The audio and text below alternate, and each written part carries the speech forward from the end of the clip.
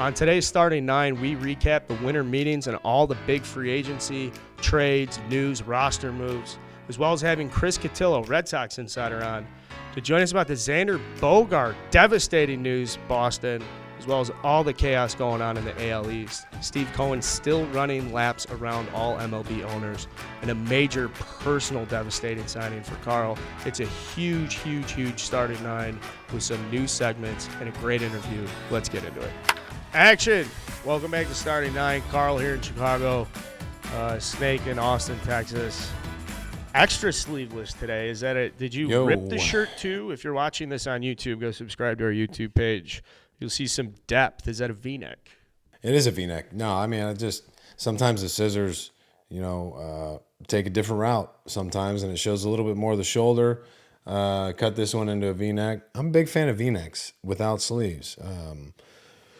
Weather's still decent enough to wear them, so that's how I roll. Everyone's like, oh, he's always in sleeveless shirts for what reason? Not because I'm not trying to show off. I just don't like sleeves. I don't like sleeves. I've never liked them, so I don't wear them a lot. But I've gained a little bit of weight, which I'm not mad about. I'm trying to get up to 240, and then I'm going to cut down to 225. I'm just trying a little experiment. I've got a ton of time on my hands now in the weight room. So I'm doing a little bulk, see if I can get to. I've never been to 240, so I'm checking it out. I got my diet dialed in pretty well. It's hard to gain a bunch of weight though. Like if you're trying to gain good weight, it's not easy. If you're trying to gain shit weight, yeah, you can just eat nonstop, and you'll put on weight no problem. But doing it in a way where it's effective, I'm trying to put on a little size, good size. It's hard. It's hard to do. Type of size, girth. You need more girth? Just, no, I don't really need anything. But the ultimate goal is to cut down to 225 with like 4 or 5 pounds of added muscle mass. So I'm not trying to get huge or anything, but it's hard to just put on muscle mass. If you put on a little bit of fat, good fat, it seems to be a little bit easier from the people I'm talking to and just all the information that I've acquired. So we're going to give it a go. So I'm trying to get there by like mid-January and then kind of cut down to 225 over like 6 to 8 weeks time frame. So we'll see. I'll let you know how it goes.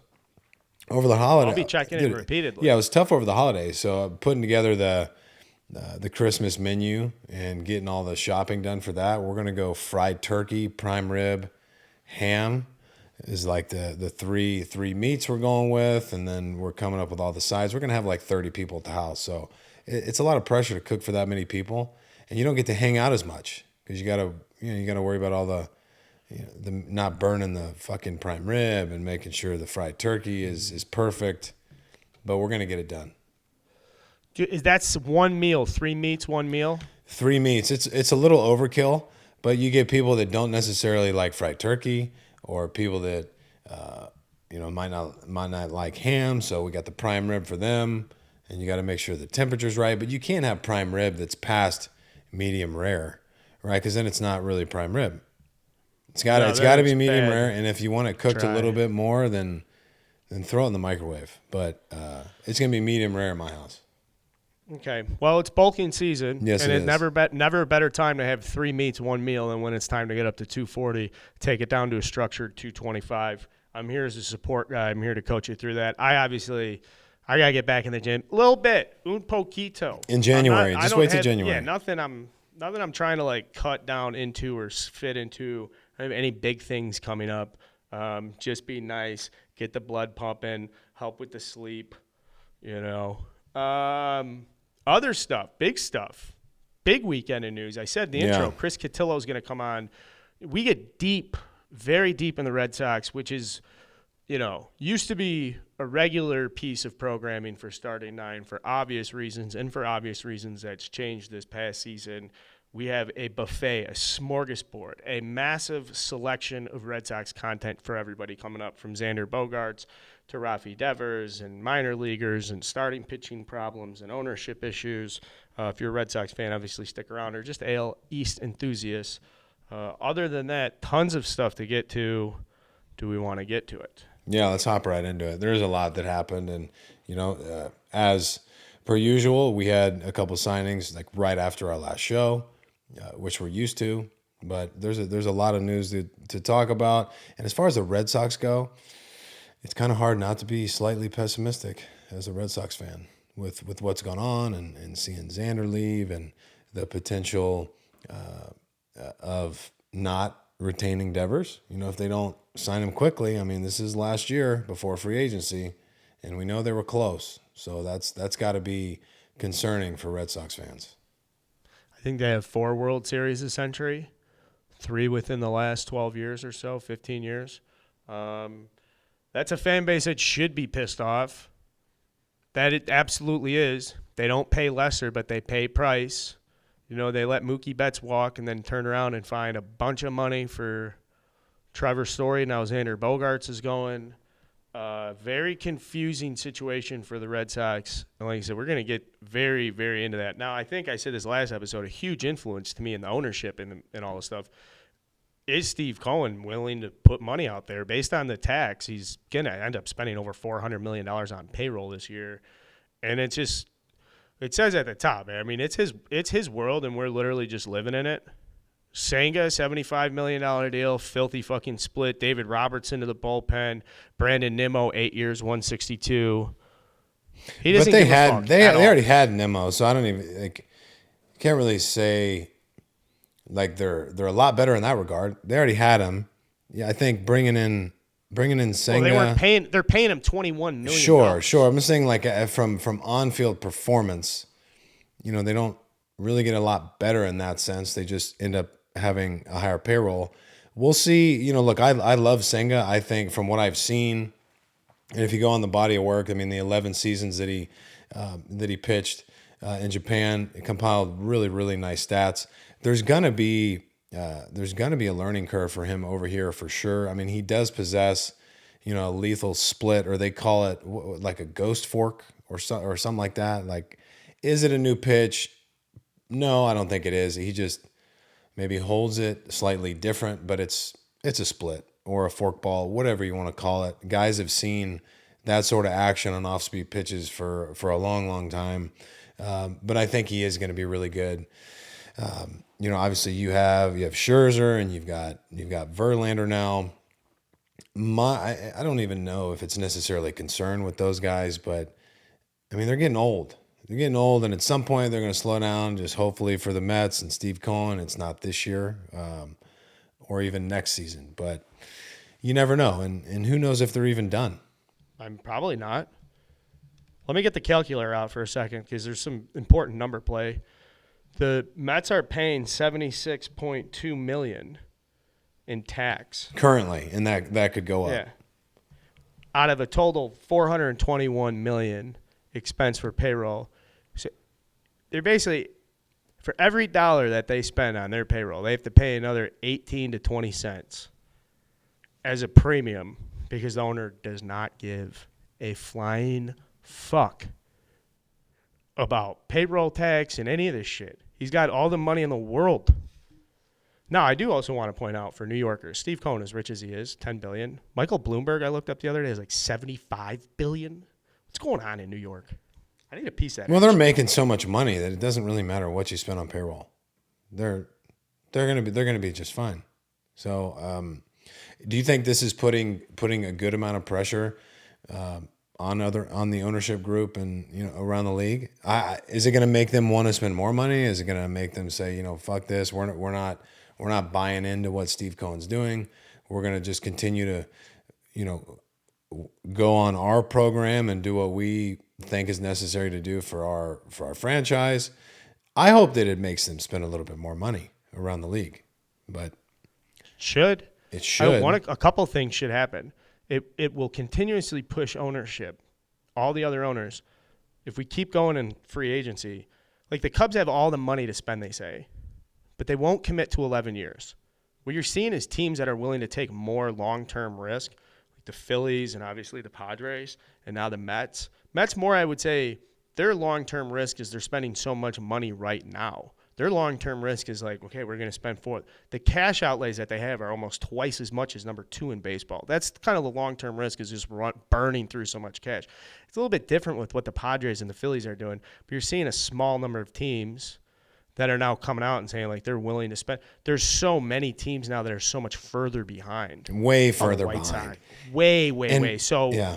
I think you'll see more owners, like the Nationals are supposed to sell. I think you'll see guys, if it keeps on this path, if it's a decade from now, I could see a lot of turnover with the owners relative to what we see historically. Well, and what's good about these long-term deals, one thing that's good about them, and yes, we all know that at some point along these 8, 9, 10, 11-year contracts, they're going to look like shit. But what you're doing is you're also preventing somebody else from having these players, which, like if you sign them for 2 or 3 or 4 years, or if there are opt-outs, then yeah, I mean, you run the risk of these players performing really well, going back on the market and not being with your organization. So in a sense, these deals are beneficial for the club because they're preventing somebody else from having them for such a long period of time. And even if you got to deal with 3 years of underperformance or injuries or just guys not being the same player that they were, they're not going to be in another uniform, which there's upside to that. Well, especially if he's staying in the same league. I mean, think of how much better the Phillies are getting at shortstop now with Trey Turner, and conversely, I should say, how much worse the Braves are getting if they lose if Swanson doesn't come back. And it's a big shift. I like what you're saying there. Let's stay on this. The Cubs, Wilson Contreras. We said last show, hand up. I was like, he won't sign until later. He'd be smart not to sign until later. Now I'm looking at these numbers. 5 years, $87.5 million. He goes to St. Louis. There's a couple of really big takeaways with this one. First off, obviously, I was wrong. But maybe if he does stay, he does get more money than 5 years, $87.5 million. Per year, it's the same amount as Cody Bellinger. I also think it's interesting that Rizzo and Contreras will make less next year than Bellinger and Jameson Taillon. Congratulations, Wilson Contreras. 5 years. Cardinals get way better behind the plate. They sure do. Let's talk about Wilson. I'll talk about that shit later. Well, we talked about how you thought that Wilson might not be a 5-year guy, and I didn't necessarily agree with that. I didn't think that he would. I think the only way that he was going to get a 5-year deal is if some team was like, fuck it, like we're not willing to lose out on him. We'll give him the 5th year to get him, to bring him in, to have him. And I think for 3 or 4 years at least, this guy is going to be rock solid back there. And just the fire and energy the guy brings, we've talked about this at length. It's hard to replace that. I think that's, and as good as JT is, I mean, JT is unbelievable. I think he's probably the best catcher in the game. But that's like the one tool that Wilson possesses that JT doesn't necessarily have. And I'm not saying that that's a bad thing. JT doesn't need to be that sort of guy on the field because he's so good elsewhere. But just that aggressiveness, that competitiveness that maybe shows to a fault at times and can affect him in his ability to, call a game and put the past, what happened offensively, behind him. But I love it. I think that, St. Louis is going to benefit from that. It's infectious. It's going to kind of rub off on some teammates. There's so much veteran leadership over there that, I think that he's going to assimilate to that organization extremely well. And the Cardinals are lucky to have him, man. I know that there were probably a lot of other guys on him, probably in the 3 to 4 range as far as years go. But Cardinals were willing to go above and beyond and give him that 5th year to get him in. He had that quote about, I don't know if you saw this, Wilson Contreras had this, I guess I'd call it a relatively powerful quote about he saw himself as a Cardinal the day he saw Pujols hit his 695th homer. He was on the IL. He was on the bench. He saw Pujols go deep. I remember that. So I think it was a Sunday night game. Maybe not a Sunday night, but they pinch hit Pujols. Pujols came in, hit like a game homer, game-winning, game-tying homer. And Wilson Contreras said he was on the bench envisioning playing for the Cardinals with that kind of tradition and celebration. And then up against that, John Lester endorsed Contreras is part of the Cardinals fact-finding process of pursuing him. There's a story that's come out that digs, man. That hurts. He's wearing the Cubs uniform. Yeah, it does hurt. Things that Lester says carry a lot of weight. Obviously, he was high on him. A lot of guys are high on him, and it helped, persuade the Cardinals to kind of jump in with both feet and go after him. Things like that, quotes like that, probably do hurt. Fans to hear. But look, it's just something that happens. Most guys don't stay in the same uniform their entire career. Remember, talking to John Jay when he was with the Cardinals, he said, man, like after, hearing like "Go Cubs, go" play, like after, I think we might have swept them at home, and he's like, man, I want to play. I want to play in Chicago. And then, that offseason he signed and he joined the Cubs.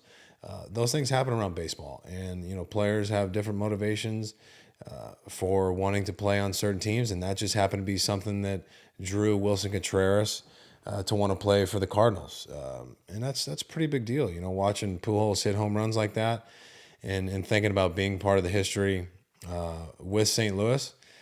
Although it's tough for the Cubs fans to hear, that's the way it goes. We're going to talk more about a bigger deal with Chris Cotillo. Xander Bogaerts joins Machado on the Padres on the 11-year, $280 million deal. I think that broke like right after we recorded last Thursday's episode. And in our effort, we're doing our best here. I mean, so much stuff's coming out, recapping winter meetings. We talk more about like the in-depth aspects of like what that means to Red Sox fans, the organization, how they got to that point. I guess kind of higher level, though, for 11 years now, we're seeing 2 11-year deals to shortstops. And going back to what you were asking about the owners, I think you're going to find yourself for owners that have the money. There's a whole category and crop of these guys. And maybe the Yankees are in that list, too, after you get out of the Aaron Judge deal. If you take the Aaron Judge deal out, I don't know how risk-averse the Yankees are, I guess risk-seeking. But my point is you're going to have teams that have the money. The Cubs have the money. The Yankees have money. The White Sox certainly have a ton of money. The Guardians have way more money than they spend. I'll go down the whole list if I have to. Point is you're going to find teams that are like, yeah, we have the money. We just don't have we're not doing 10 years. We're not doing so you're going to get a thin crop of owners that are like, yeah, we're the big boys. We're the ones that are willing to give out these massive deals. Yeah, I mean, I think most teams have the money, but are they willing to spend it? And does a huge free agent want to go play on some of these teams, even if you offer them that type of money? And I think the answer is no. I think right away there's a short list of teams that guys just won't sign a 7 or 8 or 9 year deal to play for. That's just the fact of the matter. And it may be unfortunate, but until certain things change and teams show signs of actually being willing to compete on a yearly basis and not just say, well, we're gonna draft and we're gonna try and develop. That obviously hasn't worked for a lot of teams. It just hasn't. I know they're trying, but they're not doing a very good job at it. Bogart's out goes way out west. And in the meantime, the Red Sox pulling Yoshida. It's kind of frustrating if you're a Red Sox fan, I'd imagine. And it's nothing. Hey, Yoshida, we talked last week. I like Yoshida as a player. Japanese free agent outfielder, 41 strikeouts, over 500 plate appearances last 2 seasons. Both seasons led the Japanese league in OPS. He's supposed to be a great presence in the plate, but then there's speculation that they overpaid for him, et cetera, whatever. 5 years, $90 million. And there was speculation that throughout the season they could have extended Bogarts. They don't. They go to free agency with him. They get absolutely fucking taken to the woodshed. In the meantime, they sign Yoshida. So yeah, if you're a Red Sox fan, you should be asking some questions. They got fucking $90 million for that guy, $32 for Kenley Jansen. Chris Martin gets another $17.5 million, but a guy who's played for you for 10 years, gotta be asking a lot of questions. Yeah, I mean Yoshida, he'll probably be a good player, but I mean maybe you should have given that money to Devers, lock him up so you don't risk losing him after 2023.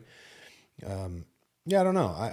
I don't know enough about Yoshida to like really have a strong opinion. I haven't seen much from him, but just outside of Ohtani, like most of those guys that come over here like end up being pretty decent, average or slightly above average players, but nothing crazy. So I mean, I can see why there would be quite a bit of frustration from Red Sox fans for that signing when there are so many other areas of need that they could have addressed before that.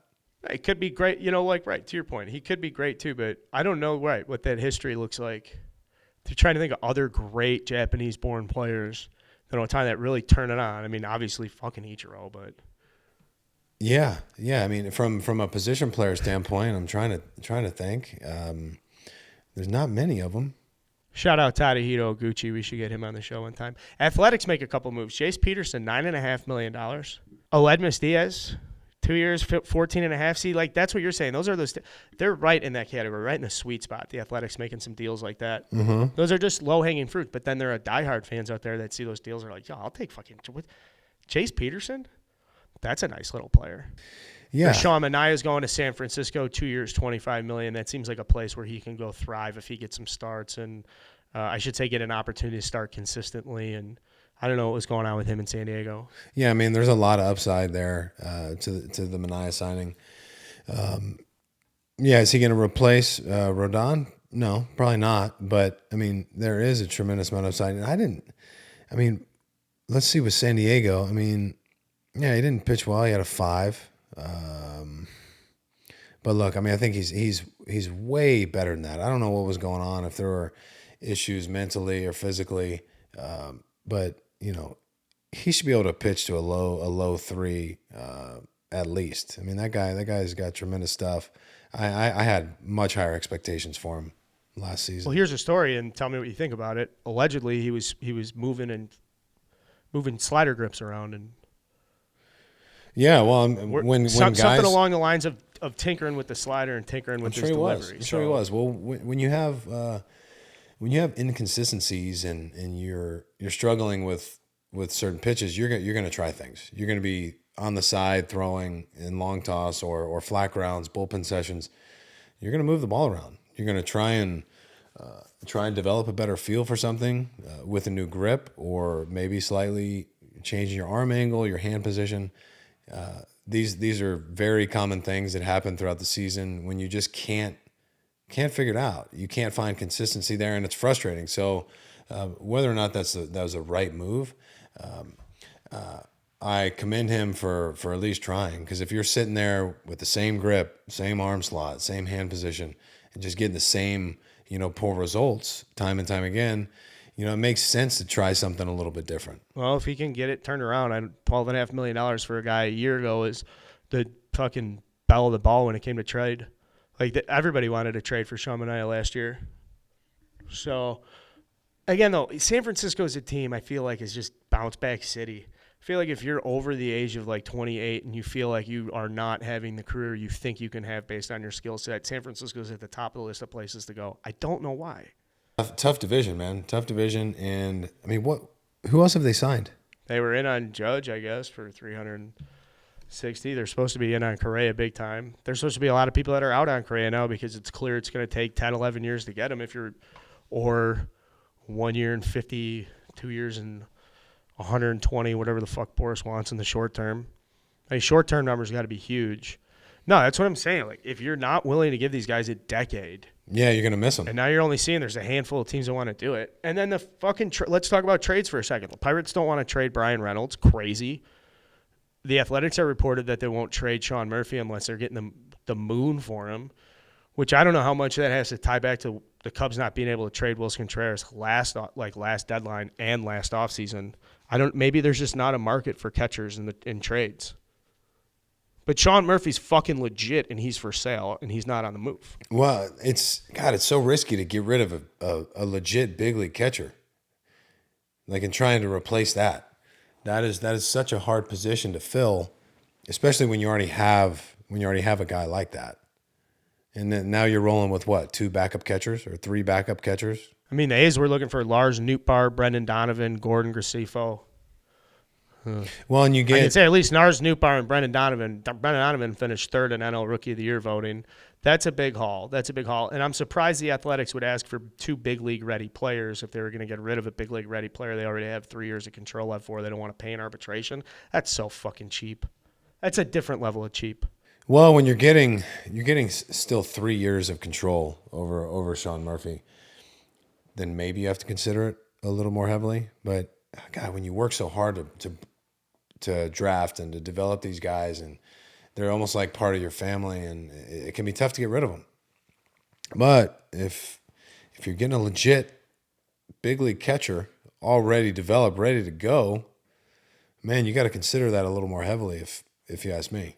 And these prospects don't always hit, like you can't just assume, okay, these 3 or 4 guys are going to be legit big leaguers for us.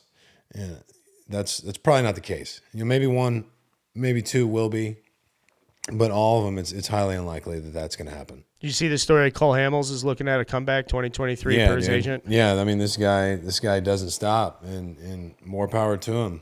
After everything he's been through, the career that he's already had, like if he's trying to bounce back and continue to pitch, go for it. I love it. I hope he does. I hope he can still pitch. I know Ian Happ is close to him, and I know how hard Cole works. So if he feels physically capable of doing it, and I mean, he's got all the resources. Like I know that he's got PTs and trainers, and he's working his ass off. He still wants to pitch. So if he's healthy, I'd love to see him pitch again. Speaking of comebacks, I don't know if Josh Reddick's making a comeback or what his playing status is right now, but he took a shot at Cody Bellinger's $17.5 million deal. I guess I should have tried to hit 200 and strike out 150 times a year. Probably could have made $20 million a year at this point. Josh Reddick to me is a total, just the brand of that ball player. Tough guy. So always struck me as like what like a poor man's Trot Nixon of just a dirt ball with a dirty uniform and just a grizzled, nasty approach to the game. Could be wrong. A little salty though, don't you think? Like a little bit, man. Hey, hating on a dude for getting his money. Come on, man. I feel like that's atypical now that I've gotten a chance to, hear you talk and tell these stories. Like that's kind of bullshit. Somebody not liking their guy. Why do you give a fuck? I don't know if he doesn't like Bellinger or whatever, but what did Reddick when they were cheating? I mean, he hit 314 with 13 homers. Whatever. I mean, come on, man. Maybe make a comeback, try and cheat, and maybe you'll get your $17 million. I don't know, but Reddick had a nice little career, 262 hitter. Whatever, fuck it. I never hate on a guy for getting paid. I love it. Yeah, Reddick did have a nice little closeout to his year. He's making $13 million a couple seasons with the Houston Astros. Like you said, he was very good that 1 year, 130 OPS plus. Yeah. Interesting. Polarizing contract. Bellinger has been, that's proved to be, as it comes out in the media. A lot of people have a lot of opinions about it. Again, I like it low risk for 1 year. They signed him for 3 years, and then you had to be talking about it next offseason. Like, well, they got Bellinger. It's like you said, guy goes out, plays well. The team can play well. Obviously, that helps everybody. Guy goes out, plays well. Team doesn't play well, trade him. Sure, and we talked. He doesn't play well, whatever. We talked about how this is not. There's no risk here. Like if he has a great year, like you said, the team sucks. You can flip him. If not, you took a flyer on him. You paid him $17 million. Then he walks and goes somewhere else. But I think Cody is going to have a good year. I really do. He's got a lot to prove. He's got a ton of ability. He's very talented. I don't know Billy well. I know guys that do speak highly of him. So I'm pulling for him. I look for him to have a good year, and probably he's going to get traded. He's probably going to get traded to a contender. He's going to hit some homers. Somebody's going to bring him in, and they're going to benefit, from his bat. He's going to have a better year than he did last year too. I think that's something I can almost guarantee. Well, he's got me in his corner. It's something he hasn't had. He hasn't had Carl doing the videos and writing blogs and cheering for him. So we'll see how that goes. Worked out well for you, pal. It did the first time. Hey, story came up I thought was interesting. Our guy Dylan Cease got a massive bonus, $2.5 million, the biggest from this new MLB pre-arbitration pool. They've got $50 million set aside. I think they should have $200 million set aside for these guys. I don't like $50 million, but point is they have $50 million set aside for pre-arb players to pay out bonuses based on how good you are. Dylan Cease, as a pre-arb guy, got the biggest piece of the bonus of the $50 million. He took home $2.5 million. Yordan Alvarez 2.4, Alek Manoah 2.2. Those are the other guys who above $2 million. 8 others got bonuses over $1 million. Gallon, Julio Rodriguez, Michael Harris, some other guys.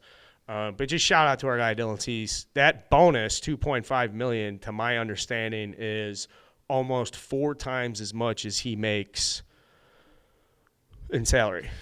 Yeah, teams love it when you perform at those levels when you're not making any money. It's amazing. Yeah, but then when you have to start paying them, they don't like that so much. But yeah, that's a nice little bonus for Cease. He's gonna be able to put a nice orchard, wherever he wants. All the frisbee or a disc golf gear you could possibly imagine. Maybe even buy a set for you and I. So when we play, like, we actually have the right gear. What do you say, we'll Dylan? have to shoot him a text. What do you say, brother? It would be hella nice of him. Yeah, it would be great. Let's come out, talk some angles, some geometry so on that, this golf course. So that's a $2.5 million just straight bonus on top of the salary he's going to make. Or is that tied to his next season salary, or that's just from bonus for this past season? Bonus for this year, yeah. Okay. Now, here's some shitty language for you. As the starting 9 resident CPA here, bonuses get taxed at a much different rate. So I don't know what if this is the same type of compensation or classification as like a traditional bonus if you're a sales guy or whatever, he's gonna get hammered on the taxes. The salary, even though he's making a lot of money, so he's getting taxed at a high number, but the bonus is gonna get, Uncle Sam gets a much bigger piece when it's a lump sum bonus. Even so, it's a big number. I just want to point that out. There could be some shady stuff here with MLB. Maybe getting a little tax write-off. I don't want to point fingers on that front. I just want to say congratulations to Dylan Cease. I like that he's the number 1 guy on that list. That's our guy. He deserves to get paid. And one of these days, he's going to have that $300 million contract. I can't wait till the show where we break the Dylan Cease $300 million. I look forward to that, and just barring any injury issues, hopefully he can stay healthy and just continue to perform, because that's always something you got to – and it's in your mind as a player. Like, I know if I'm just healthy, I'm going to be out there and I'm going to perform at a high level, especially if you're in the early stages or middle of your career. You take good care of yourself. It's just going to happen. There's no doubt in my mind that he's going to continue to be good. Just you just hope for good health. And if he stays healthy, we know he's going to continue to get better. Absolutely. He's explosive. And I think thinking about his explosiveness reminds me of Roman. And I want to take a good second before we go talk to Chris Cotillo, talk about our friends at Roman. Because if you guys want a better sex life, you guys are not alone. Up to 50% of men have symptoms that get in the way of wanting or enjoying sex. But Roman is here to help. Roman is the digital health clinic for men. Roman addresses a variety of sexual health needs for men. It offers genuine medication that helps achieve and maintain a strong erection, as well as discreet wipes that help you last 4 times longer in bed. Also a testosterone test. If it's appropriate for you, treatment for low testosterone. And that'll help you get back to normal levels, increase your libido. Holiday season's coming, guys. You might want to be laying some good pipe around the home. At Roman, there's no waiting for rooms and no hassle. Just a straightforward digital experience from the comfort of home. To learn more about how you can achieve your personal sexual health goals, go to ro.co/starting today to get 20% off your entire first order. That's ro.co/starting for 20% off your entire first order. Guys, it's a huge first order too. They send you a ton of swipes. Huge box. They're planning on you having a lot of sex.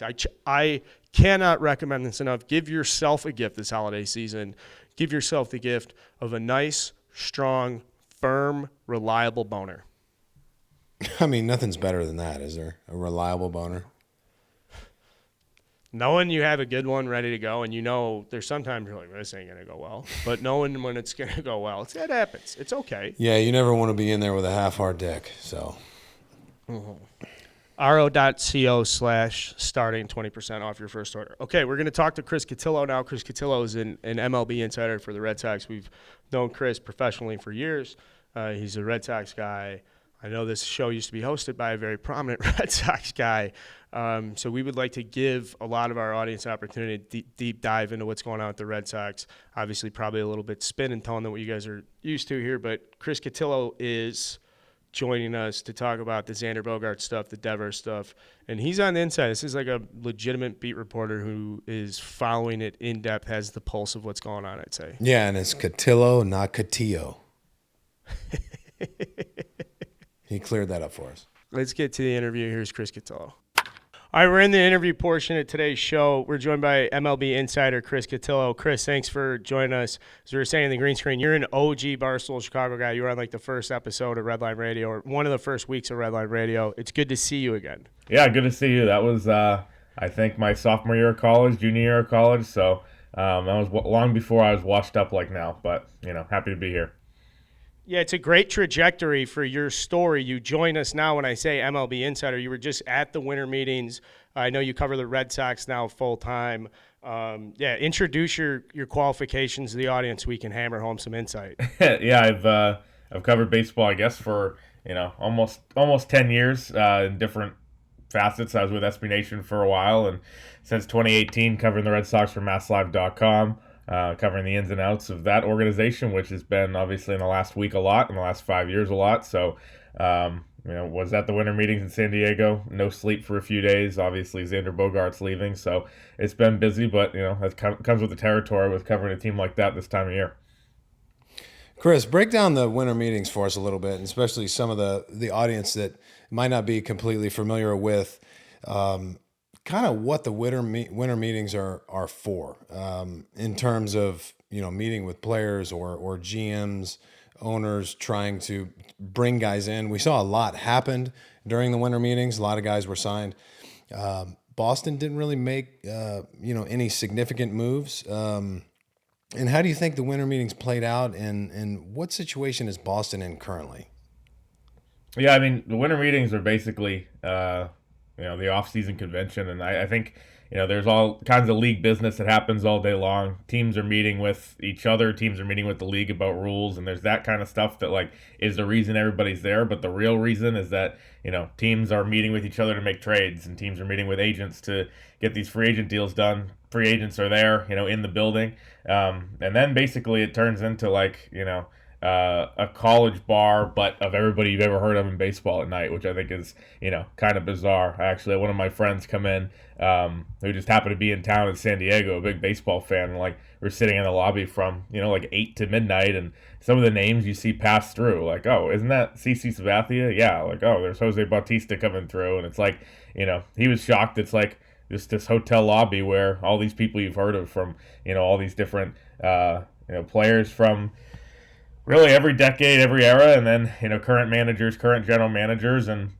a lot of stuff gets done. Obviously, we saw, I think, all these free agent moves, and I think it's funny, from a media perspective, writers covering a certain team will be just kind of hanging out in the lobby or doing whatever. All of a sudden, a passing bomb drops or the Aaron Judge thing drops, and all right, drinks down, everybody, let's run back and right, and people have to work, or we were at breakfast there's a formal breakfast with reporters and the managers they cover on Wednesday. We had it with Alex Cora. He got a phone call. He goes, "Sorry guys, I gotta go." We thought that was Bogaerts getting done. It just so happened that it was not. From their perspective, I think fans are starting to get a little restless just because they came into this offseason with such a long to-do list. Obviously, they fixed the bullpen, I think, in a pretty dramatic way. Kenley Jansen, Chris Martin, Jolie Rodriguez. But beyond that, it's been a little confusion and a lot of disappointment, right? They said Xander Bogaerts was their plan A. It turns out they were $120 million short of the Padres offer, which is not, how it's gone historically, that the Padres are beating the Red Sox in offers by hundreds of millions. But, it'll be interesting to see what they do. They got a ton of holes. They have a ton of money to spend. Do they go out and sign Correa? Do they go out and sign Swanson? Is Chris Bassett a fit? They have a hole in the rotation. They have a hole in the outfield. They have a hole at shortstop. So, fans are really upset that, such a beloved guy in Xander left, and especially the way it went down. As we've all written for the last few weeks, they lowballed him in spring training. They lowballed him during the season. And then for things to come to a head, last week, when you let a guy test free agency, you're letting him kind of see if the grass is greener anywhere else. And then, and by that I mean, is the team willing to get stupid and offer you a ton of money? The Red Sox didn't think Xander Bogaerts was worth 11 years, $280 million. I don't think anybody did, except AJ Preller was trying to get a big deal done. We saw him lose out on Turner lose out on Judge, and then basically say, all right, we're going to go all in on this guy, and the Red Sox are going to hurt for a significant amount of time because of it. So when the Red Sox lowball guys, and this can go back to, I don't know, Lester, Mookie, I'm sure you have more personal examples. Can we say, is it a John Henry thing? Is it a Heim thing? What's the connection? I saw, is it true Liverpool's up for sale, and I know he owns that team. Is there a bigger story at play with John Henry's ownership, or is this more specific to the front office? I mean, I can't tell you anything about what John Henry's up to because he hasn't spoken to us in 3 years. So, we'd love to ask him all this stuff, but he has not done an interview with the Red Sox beat since the days after the Mookie trade. So, COVID didn't even exist when he last spoke to us, to put it in perspective. But, I think that there's just one of those, it's kind of tough to tell how involved ownership is. I do think that narrative here is a little overblown. Like, I do think, these guys are, involved. But all we get is, the team president, Sam Kennedy, as kind of our liaison with them. And, they say all the right things, but just in practice, it doesn't work out, right? I mean, Mookie Betts, I think he probably, in my mind, I always thought that, he was always going to chase that deal. He was less likely to ever re-sign. And they offered him a lot of money at different points. At the end of the day, Chaim Bloom came in, was tasked with getting under the CBT and trading him. You can't put that on Chaim. That's an ownership thing, especially during that transition time. This one, I mean, they offered Xander Bogaerts, who is, one of the preeminent players in baseball, a 1-year, $30 million extension during spring training. And that clearly, he's a guy that, fun-loving guy, always is, happy and kind of happy-go-lucky, a Ruben guy, and he was pissed at the end of spring training, and rightfully so, right? I mean, they lowballed him. They didn't understand his value. Throughout the season, there weren't many talks, and then, by the time the end of the season hits, all right, he's close to free agency. He's going to go for it. He's going to see what's out there, and, the Cubs obviously were interested, Arizona, the Phillies with Dave Dombrowski, and obviously the Padres were pretty interested too. So, I mean, I think there's people to blame kind of throughout the organization. These are decisions I think that a lot of people are involved in. Xander wanted to be back, and they wanted him back. And if they had offered 6 for $160, which is the deal they were reportedly offering at the end, they had offered that in April, May. Does he take it? Probably. And they're not in this situation now. So, I got to say, I've grown up here and lived here my whole life, and the people are pissed. Like, I get home from the winter meetings. Of course, the deal breaks right as we're taking off at on the red eye from San Diego. So I wrote the entire time home. I'm exhausted when we land at 5 a.m. I get in the Uber, and I'm just like, I'm going to fall asleep in this Uber. And the guy, in pure just classic form, well, I've been a season ticket holder for 29 years. What are they doing? I'm like, oh, man, I don't have the bandwidth for this right now. But it's like, no matter where you go, you're hearing that, and then obviously people are upset. So it's, I think that they really have to re-endear themselves to the fan base, because right now they are really in hot water with everybody. Do you think they're just oblivious to the situation and the magnitude of potentially losing Xander Bogaerts, or is it arrogance? Like, why would they even offer him a 1-year, 30 extension? You got to know he's not taking that. Yeah, I think it was like 3 years ago when they sat down to do an extension with him. Obviously, it was Dombrowski instead of Bloom, but it was basically like, he basically said, just give me a fair deal and I'll sign it and I'll forego free agency. And so they signed him for 6 for $120 with an opt-out after 3. From what I understand, it was kind of a painless negotiation. Like, Xander didn't even really want the opt-out in there, but Boris insisted on it because, obvious reasons. He knew he could probably get, a lot of money and all that type of stuff. So, I think that they kind of thought this time that they could just, roll into negotiations, do the same thing, and he'd basically, come back on their terms. That wasn't the case. This time, you could kind of tell that, as any player should, should really be, chasing his value and chasing what he thinks he's worth. And it kind of became evident early to them, like, this is not going to be the same negotiations it was 3 years ago. This guy understands he's one of the better players in baseball. Whether it's Boris pushing him to be like, hey, we're actually going to go, chase a deal. And so at the beginning of the year, he said, I'm not moving off shortstop. I'm a shortstop. Cool. You guys can sign Story, Correa, whoever. I'm not moving, which to me, ultimate team first guy, which I don't, I don't begrudge him for doing that at all. But he's the type of guy that maybe in his nature would be, yeah, I'll do whatever, I'll play wherever. But all of a sudden it was like, hey, you know what? I deserve this. I've been on this team for 10 years, done literally everything perfectly, which I think, I could say without hesitation. Perfect citizen, perfect clubhouse guy, really, great player. That I think is still somehow, maybe not after making 280 million, but maybe a little bit underrated. And I think they might have underestimated how much like of a businessman he was, and they made that offer. He was pissed off. It was clear that he was probably for the first time ever unhappy with the organization. At the trade deadline, they moved one of his best friends in Christian Vasquez in a trade that was really irritating to a lot of people in the clubhouse that were they were right in the mix at that point, kind of towing that buy-sell line. He ends up kind of coming out and publicly saying, "Yeah, this makes me question the direction of the organization." At that point, a few people were like, "Shit, he might actually be gone." It turns out, a few months later, he is. So. Yeah, I think that they just kind of thought like, God, Xander, he'll be easy to deal with and we'll get something done. I don't know if they forgot that Scott Boras was in his ear. At the end of the day, I don't blame the Red Sox for not matching that 11 for 280. I think that deal was, good for him for getting it. I still think it was, an overpay by San Diego. It was probably, a planned overpay because they had that money. They wanted a guy.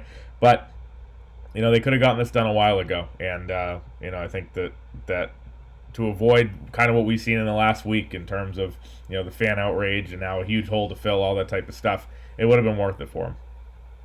So can we talk about that CBT luxury tax threshold you brought up that Henry wanted to stay under? Because Steve Cohen recently, I think they were around 290, and the report was like every dollar he spends after 290, he's going to get taxed at 90 cents. So that Brandon Nimmo deal, that's like $21 million a year. You could look at it and say it's actually closer to like $38 million a year just based on how much cash he's going to have to pay for it.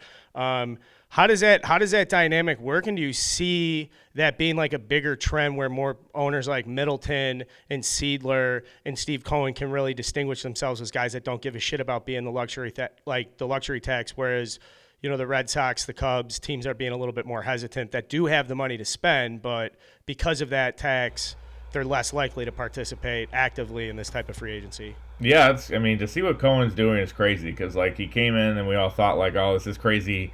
Super rich guy who is a huge Mets fan and wants to turn things around. Is he actually going to spend the money, right? Like, there's always that. Everybody has the money, but is he willing to really, go way over? And I think with the tax, his payroll bill next year is going to be like 420 already, and that's just after this weekend of signing, Senga and Nimmo, and it's insane how much money the guy's going to be spending, and it's going to blow away everybody else in baseball, and in a way, it's kind of like a bad look for the other owners, right? It's like this guy, he is the richest one, but everybody obviously is super rich. And, it's like at the end of the day, you still have to win ball games, but, Mets fans are excited. Mets fans who are, as I've seen on Twitter over the years, potentially the most miserable of all, but also the most passionate of all, are going to be, really excited about this. The Red Sox, it was funny, last year, they were like teetering around the CBT line. And at the trade deadline, the moves they made, bringing in Tommy Pham, Reese McGuire, and losing Vasquez and Jake Diekman, they ended up still over the CBT threshold by like 3 or 4 million, and then they finished last. All the other teams that finished over it were playoff teams, so they lost draft picks and lost all the penalties and are in that tax bracket now for a last place team, which I think it doesn't matter that much overall to the common fan really that your team has to pay a 25% tax, whatever it is, but just another kind of they're getting lesser compensation for Bogarts and maybe Evaldi if he signs elsewhere because they did that. So it's the thing that matters. I think the Red Sox in that case should have considered it more carefully. Obviously, Steve Cohen doesn't care, and it's good for the game. I'm curious your thoughts on JD Martinez and that relationship and the potentiality of bringing JD back or letting him go. Was there potential maybe health issues or injury concerns there with JD? Because we know when JD's healthy, he's a hell of a player.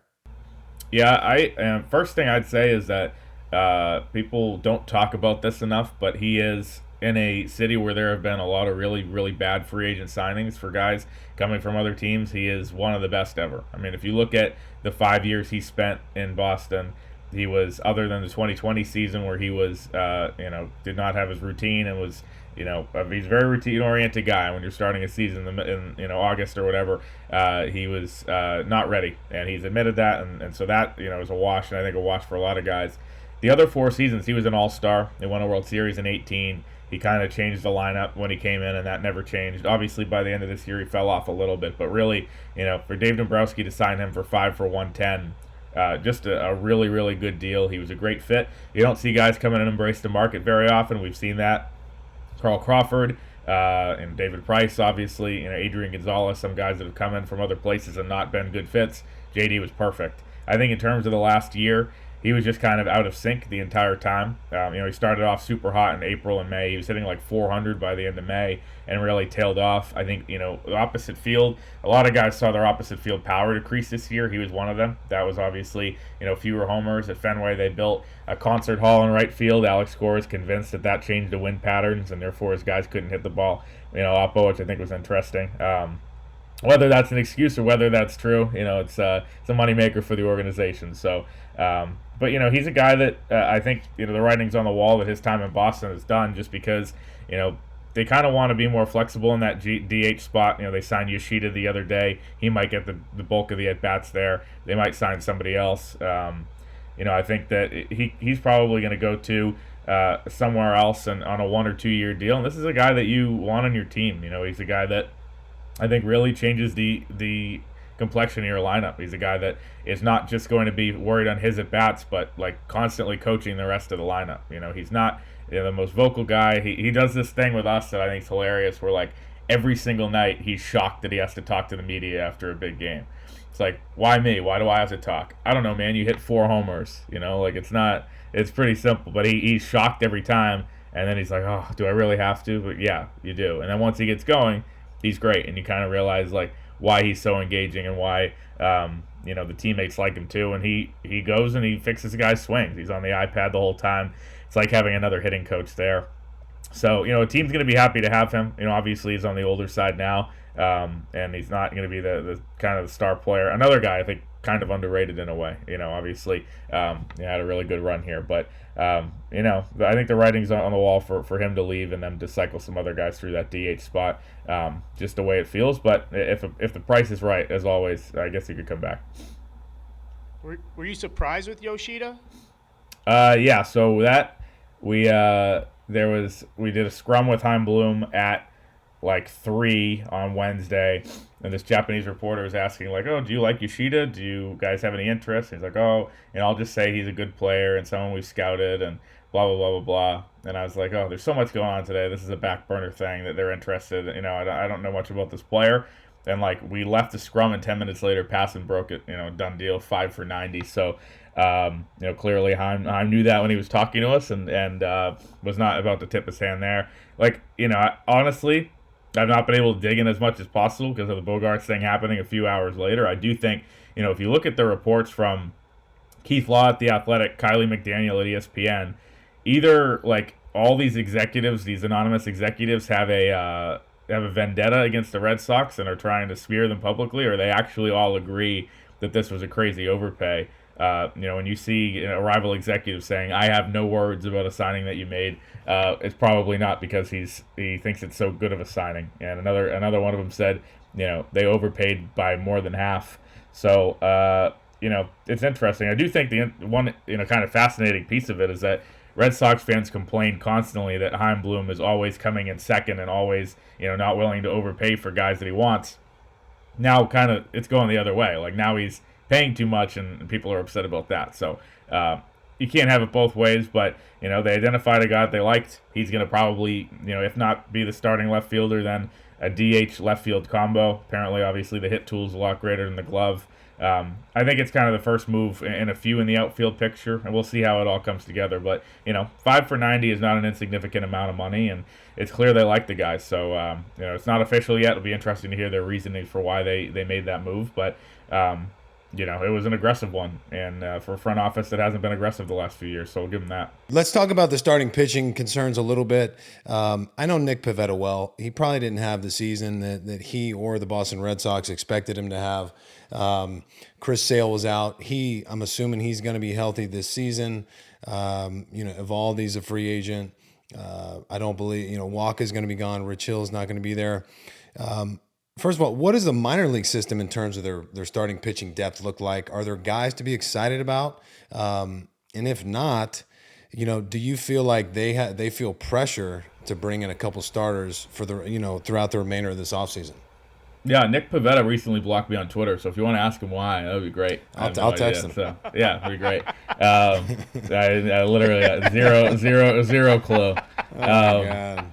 But and you're like an let me just say this too, because like as a broker, Chris is like an objective beat guy. He's not like me out here fucking around saying mean Right. shit. Pavetta gets sensitive. I think Chris probably knows that. Come I on, like the guy. Yeah, I mean, I do too.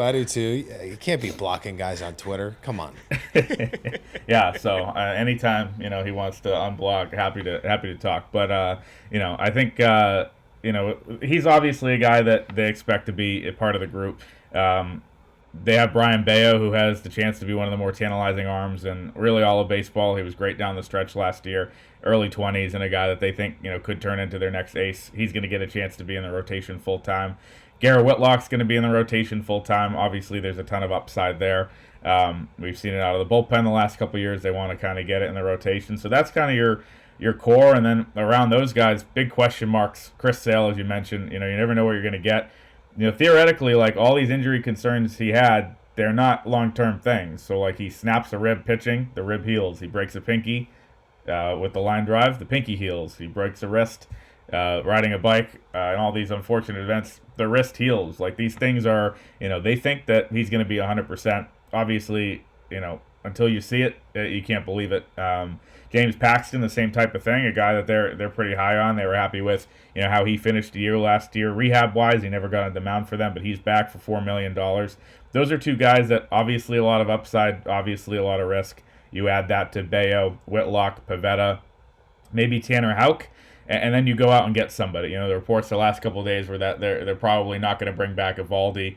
Seems like Waka's probably going somewhere else as well. I wouldn't be surprised to see Hill come back as a swingman, but they should go out and get one or two guys, whether that be a Chris Bassett. I don't know if Rodon is going to be too rich for them. At this point, nothing should be too rich for them because they have a lot of money to spend, and that money's not going to Xander Bogaerts. If they go out and make a trade, I don't know if Bieber's available.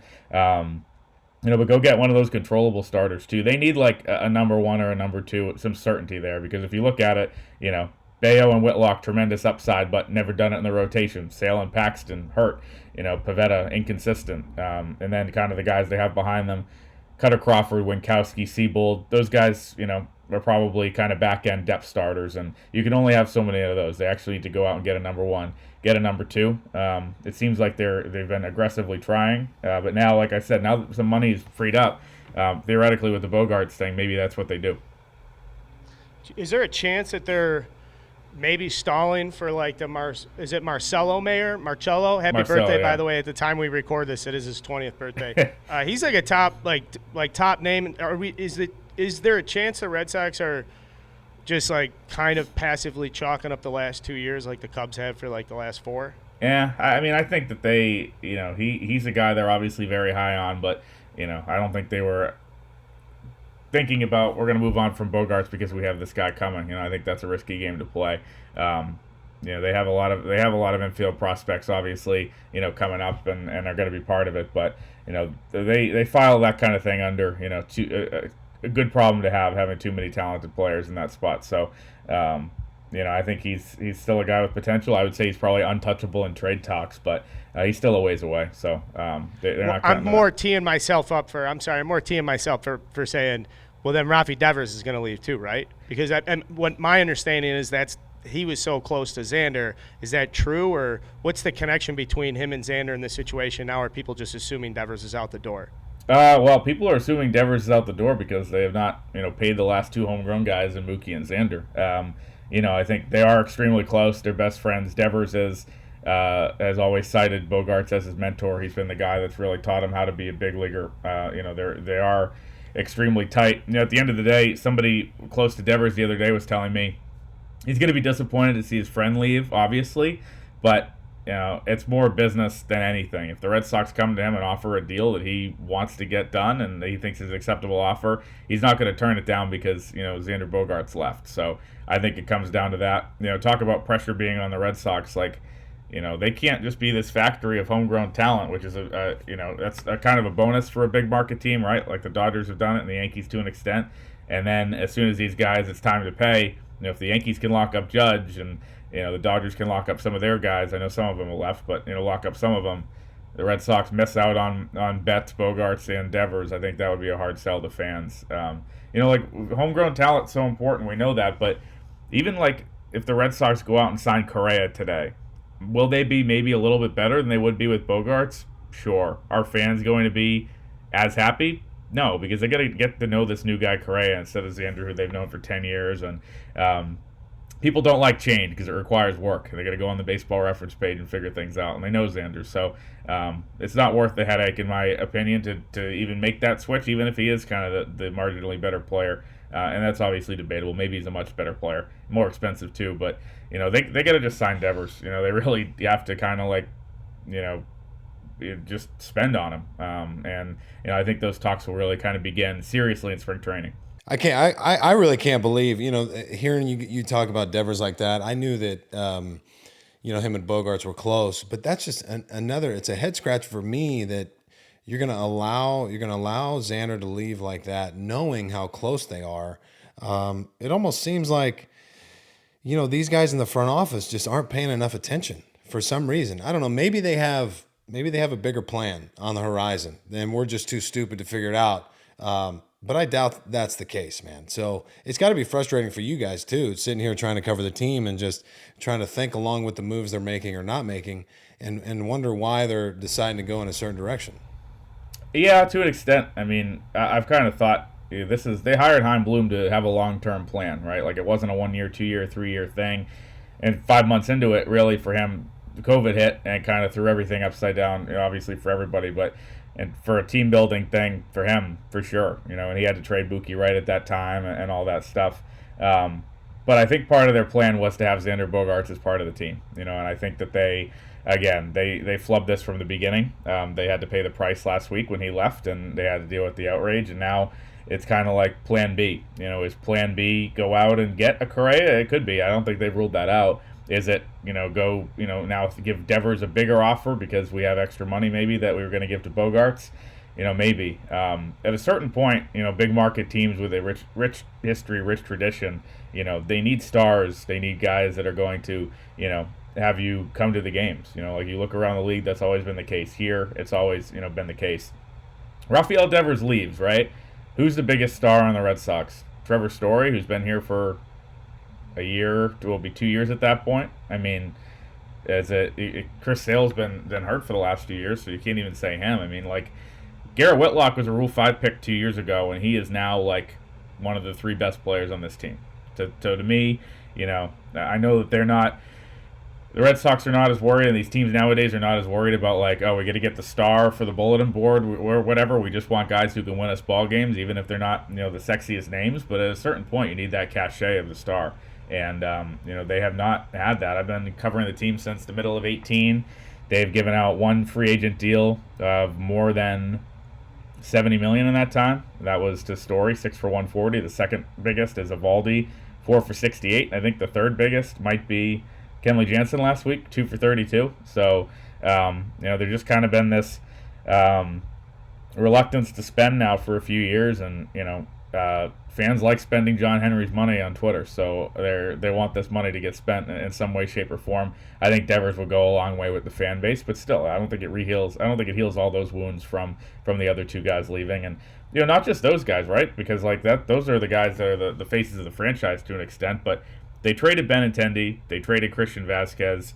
They've seen other guys, who had an attachment walk, and Valdi's probably next. JD, as we talked about, is probably next. So. It seems like that 2018 title seems like it was a long time ago now. And if they build a ready-made contender and they win in 2023, it doesn't matter. It's not going to matter at the end of the day that they didn't have any of the same characters. But they got to turn things around because, last year, last place finish. 2020, a last place finish. 2019, disappointing. So, the pressure's on, I think, to an extent.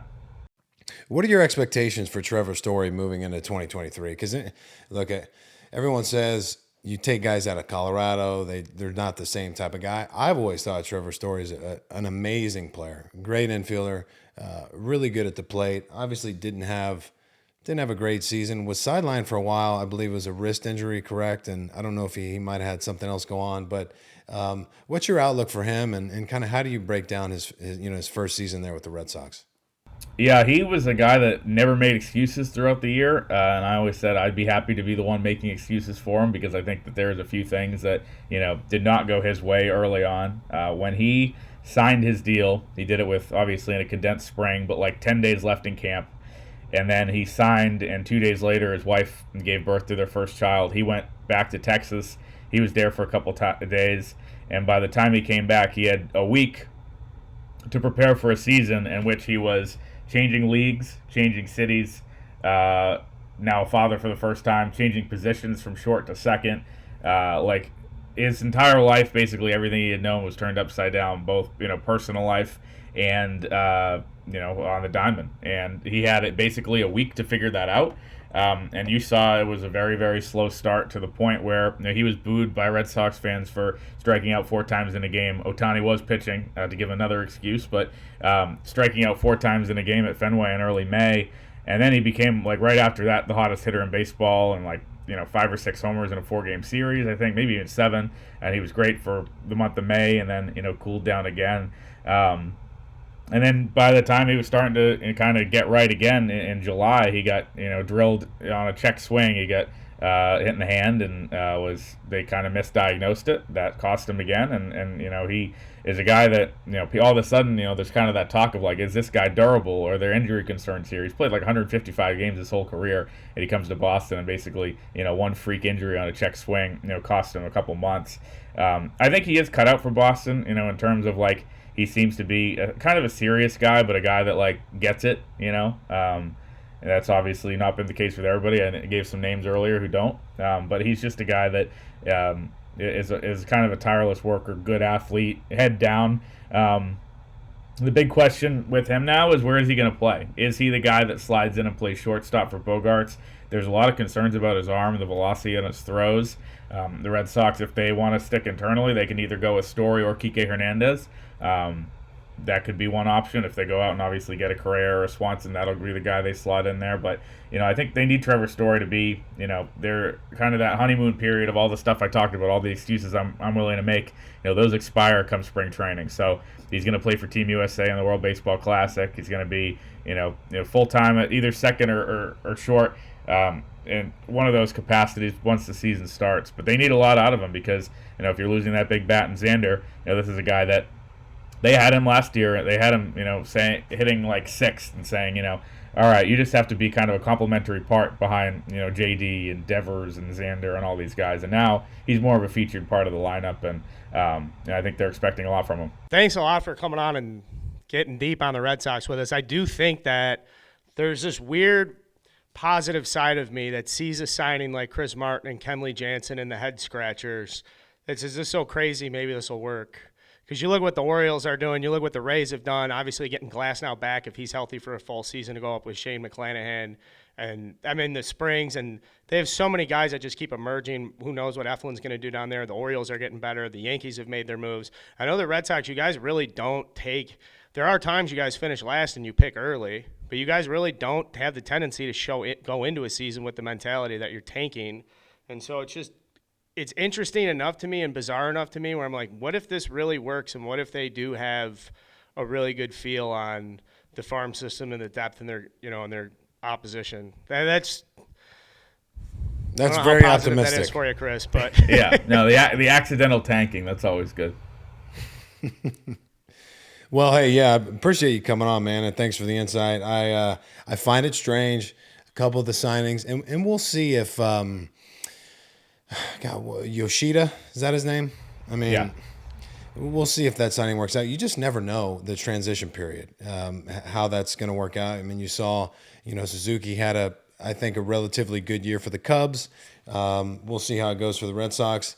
I'm optimistic that they're going to sign Devers. I think we're all in the same boat, and believe that they have to after losing Xander. But we'll see because, the AL East is only getting more competitive. Yeah, for sure. All right, guys. Where can our loyal audience follow you? Yeah, mathslive.com, Chris Cotillo on Twitter, not Cotillo, as the former host of the show used to constantly say, and the Fenway Rundown podcast on Spotify, wherever you get your pods. Okay, well, this is good. Thank you so much. We'd like to keep our Red Sox fans happy, obviously, but based on our prior host. Shout out to him as well. Great friend of the program. We'll talk very soon, Chris. Sounds good. Thanks, guys. So there's Chris Cotillo. Like we said, Red Sox insider. Great conversation. Appreciate the depth. Hope you guys enjoyed that. Yeah, it was good. It's nice to talk to a guy who like is all in. Just only thing he does is write and cover one specific team, and they always have just such a depth of information and things that we might not, see or overlook a little bit. So obviously great to talk to Chris. Yeah, and while we were doing the prep for it, I did come across, there's like a great tweet from our former colleague, Jared, that had said, basically summed it up perfectly, was saying that the Red Sox are not inclined to pay. Here it is. You can't let Poppy go year to year, then pay Pablo and Hanley. You can't not pay Lester, then pay Price. You can't trade Mookie for a bad return. You can't pay Story and not pay Xander. I think that's pretty simple. Yeah, very simple. He's got a great point. Like, letting Mookie go? Fuck. Tough to let Xander go, too, when he talked about how, like, there's not a better guy in the clubhouse. He's great, on and off the field, great citizen, great leadership qualities. Like, what more can you ask for? And he seemed like he wanted to stay there. They just weren't willing to. Yeah, and was 11-year 280 a little high? Yeah, I mean, maybe. But like we talked about, if you want to get those guys, fuck, you got it. Sometimes you got to go above and beyond, and then deal with the consequences of the last 3-4 years of the contract later. It's actually extremely difficult to understand how the Red Sox have done this to fans and then what type of reaction they expect. Hearing the stuff about John Henry not being available, the media is shaking. That's actually disgusting. I know some owners are bigger pussies than others, but come on, dude. Like, you can't be there when it's great, not be there when it's bad. Just fucking be there. So. Well said, buddy.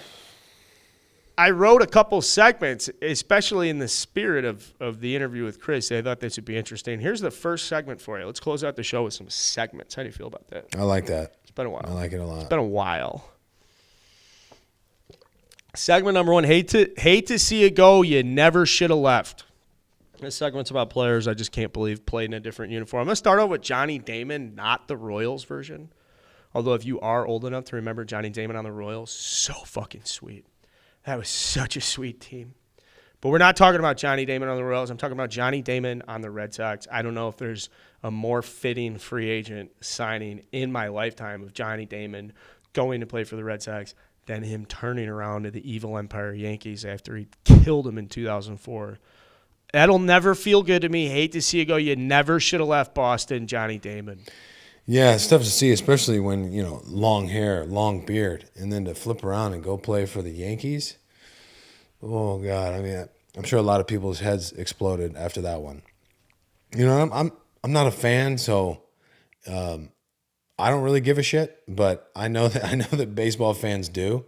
I kind of like it when fans are in agony. But yeah, that was a tough move, I'm sure, for a lot of people to watch happen. Well, here's another one. Hate to see you go. You never should have left Boston, Nomar. Now, I mean, when we say that, they won the World Series right away. Just seeing Nomar fizzle out, coming to play for the Cubs, that was fun.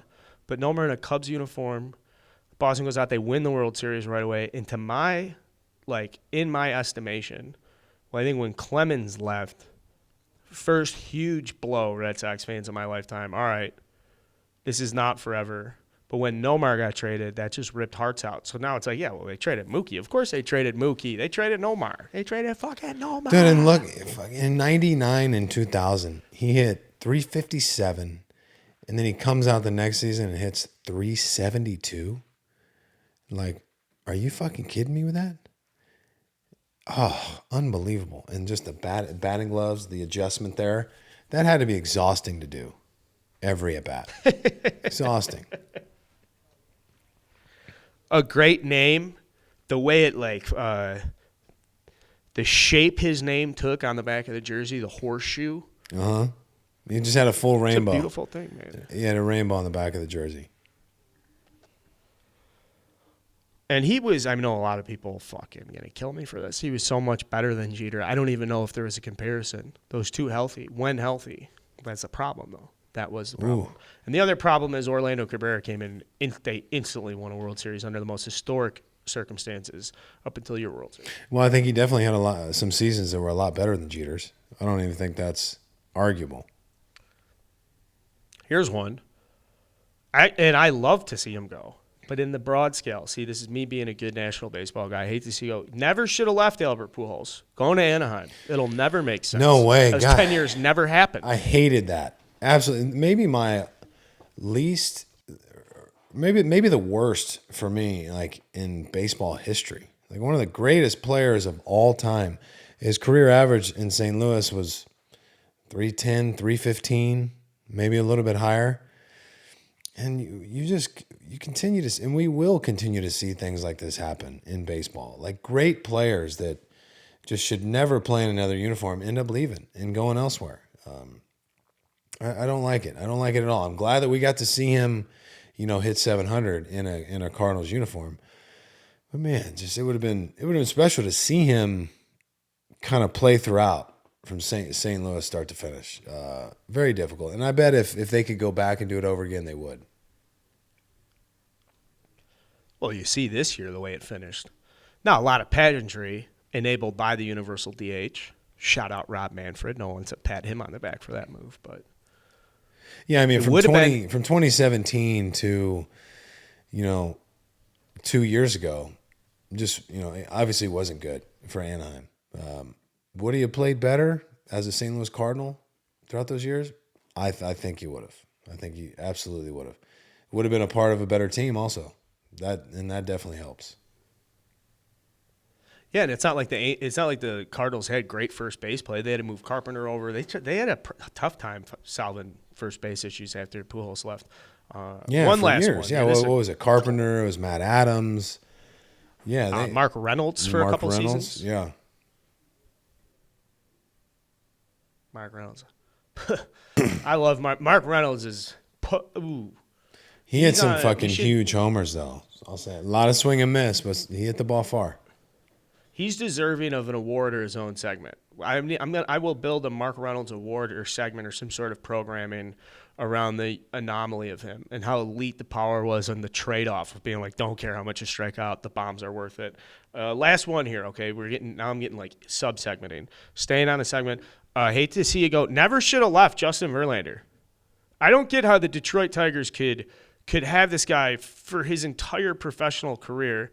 He still wanted to compete and pitch. The trade haul was not much for him. There was very little effort, in my opinion, from the Tigers to keep Justin Verlander to be a Tiger for life. Obviously, still rebuilding and shit, but come on, guys, you don't have money. Like, come on. Maybe Scherzer too.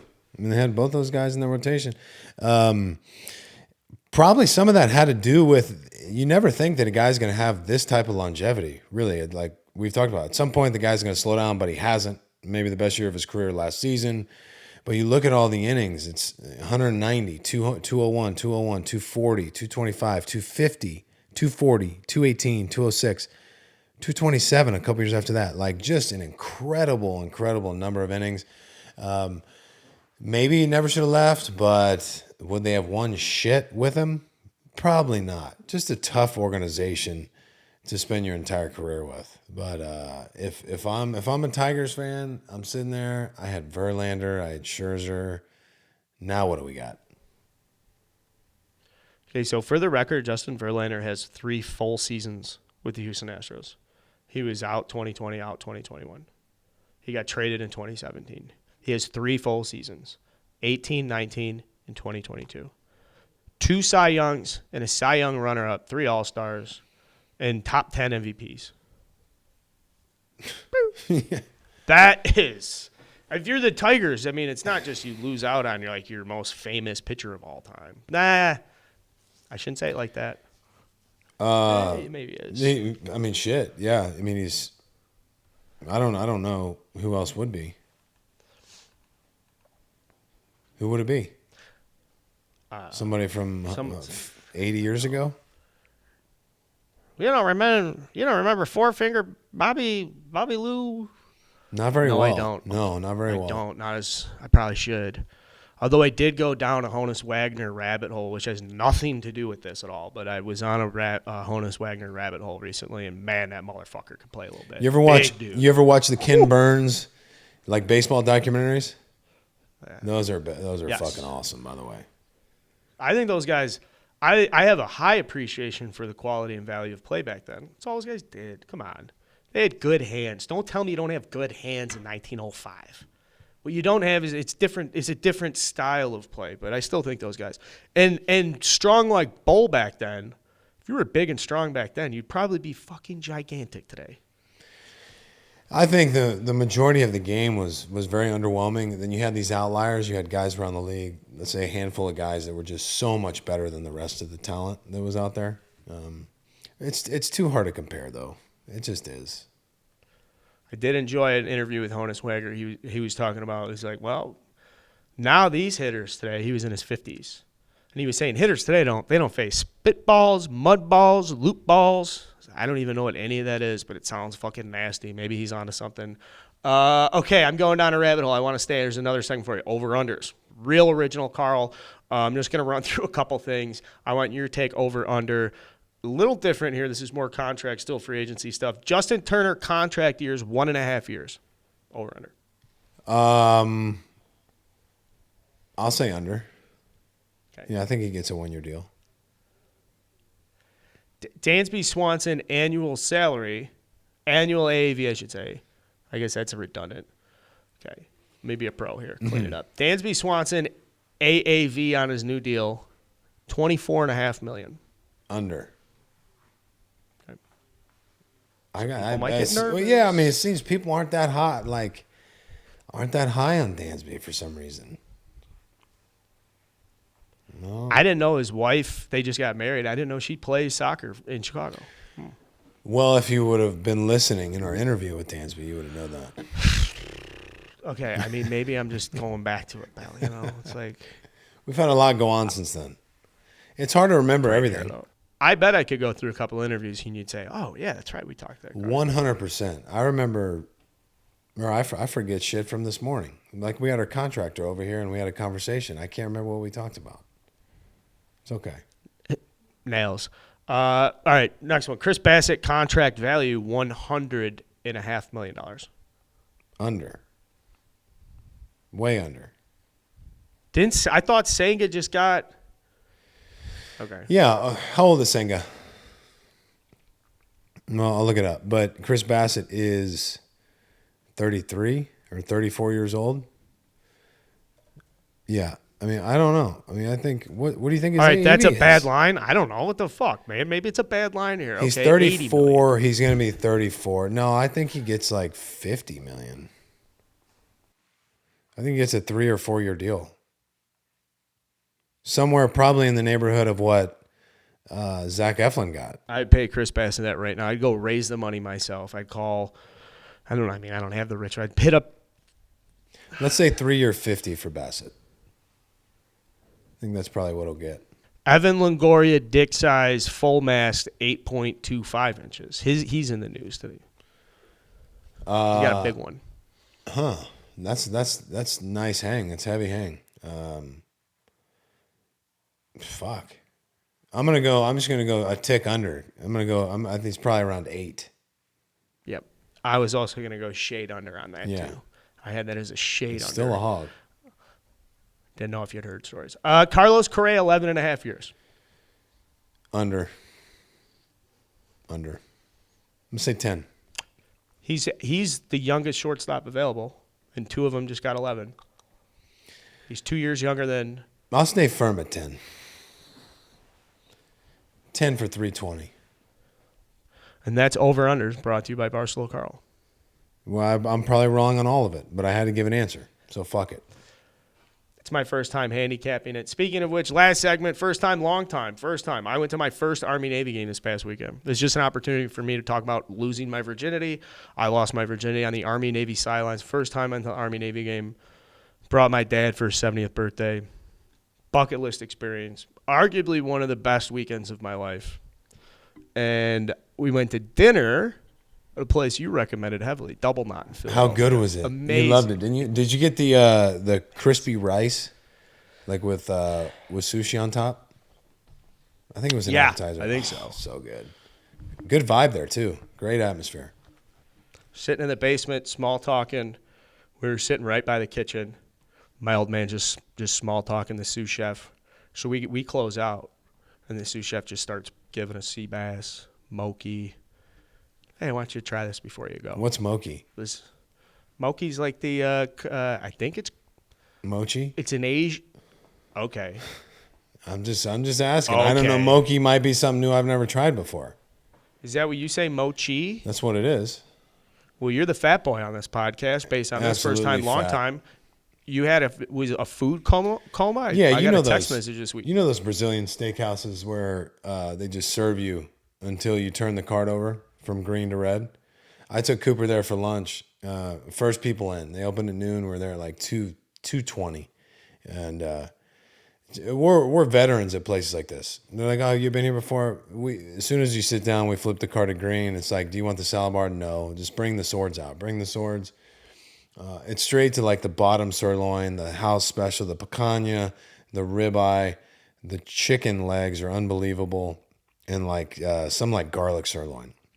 And we eat for about an hour, and I wasn't gonna get dessert, but I'm like, you know what? I need key lime pie and strawberry cheesecake. And Cooper sat there, didn't eat any of it because he wanted like boba, like a smoothie right next door. So I sit there and he's watching one of the football games on his phone, and I smashed everything. I had a cappuccino to wash it down. Then went home, and he's like, "Hey, you want to hit in the cage?" So I'm like, "Dude, I can't fucking move." So, but he wants to hit. I throw him 2 buckets. Then I go inside, and I was in the bathroom for about 30 minutes taking care of business. So I'm gonna fast today. I'm not gonna eat today. Might not eat tomorrow. We'll see how it goes. But yeah, just when you get older, you can't do that. You can't do that shit to yourself. You pay for it. It's great at the time. Loved all the food, but then you pay for it for the next 12 hours.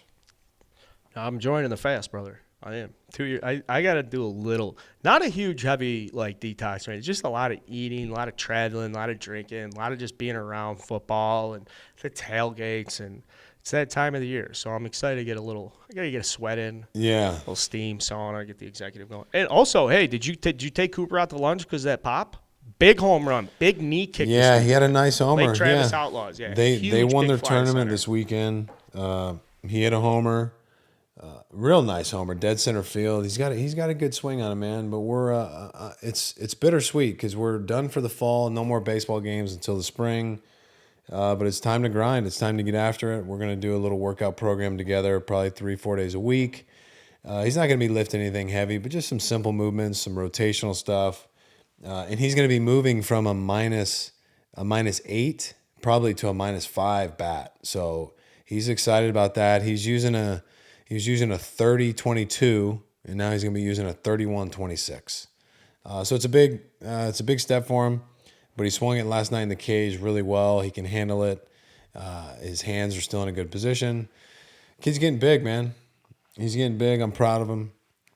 So we'll see. Big things for the spring. We might join a couple teams over the next couple weeks and like go to California or Atlanta or Florida and play a couple tournaments because he wants to keep playing. Words out. Recruit him. Yeah. He likes A&M. He likes TCU. We'll see. And they're recruiting kids like already. Oh, they're already tracking kids when they're 12 years old. Never too early. Never too early to get those kids on the letter of intent. Yeah, it's a verbal commitment. You can't sign anything yet. My takeaway, Army Navy sidelines, how we talk about recruiting stuff. Damn, man. Special. It was just special to be around those college athletes and how much they care. I don't want to get too deep on this stuff. I've been meaning to write a blog about the experience, but it was just an extremely, extremely special experience. Got a chance to talk to a lot of active duty guys, veterans, cadets, and a very extremely humbling emotional experience to be around everybody. Thank you very much to Captain Cons, Chaps, Kate for the hospitality throughout the weekend.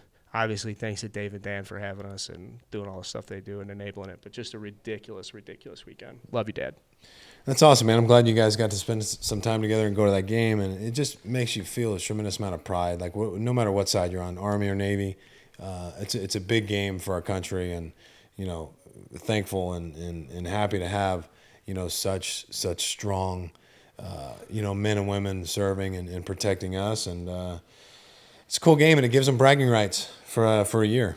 So a pretty incredible game, and just, you know, amazing human beings that we have, you know, fighting for us. Awesome. This is Saturday 9. Subscribe to the YouTube page, please. Subscribe to the show. Pass it around. Share it with some friends.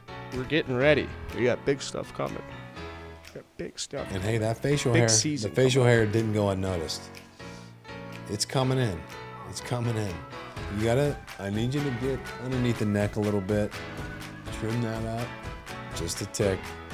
It'll make it look fuller too. I have to even out my growth. I have an imbalance in my growth. So,